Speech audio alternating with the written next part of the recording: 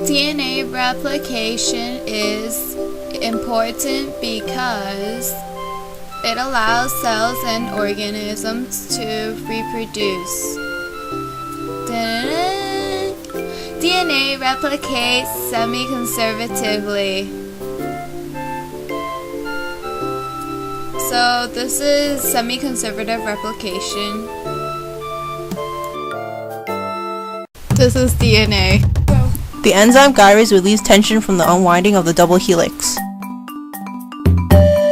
This is an example of how helicase unzips the DNA.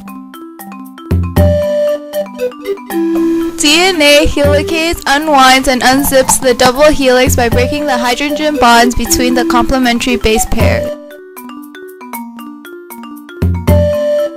As DNA unwinds, the area where they are still joined is called the replication fork.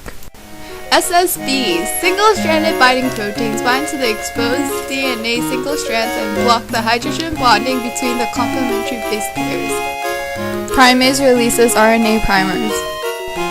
RNA primers are 10 to 60 RNA bases which initiate the building of the new complementary DNA strand. This is DNA polymerase III. DNA polymerase III is the enzyme responsible for synthesizing complementary strands of DNA during DNA replication.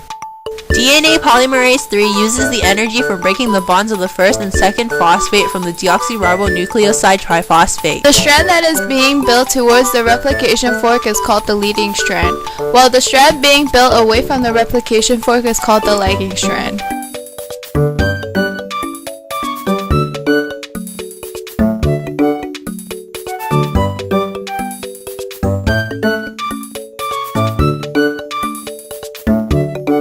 Notice that DNA polymerase III builds from the 5' end to the 3' end.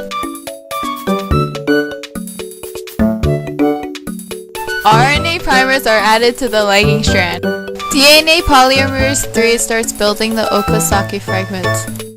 Notice that the leading strand is being built towards the replication fork while the lagging strand is being built away from the replication fork in a 5 to 3 direction.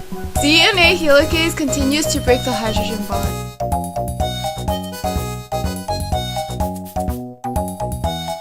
DNA polymerase III continues to build the leading strand. The leading strand is built continuously towards the replication fork as more of the parent strand is exposed. Another primer is added to the lagging strand as more of the parent strand is exposed. DNA polymerase III adds more nucleotides. This is DNA polymerase I. DNA polymerase I removes the primers on the strands and replaces them with the appropriate nucleotides. DNA ligase joins the Okazaki fragments into one strand by creating phosphodiester bonds.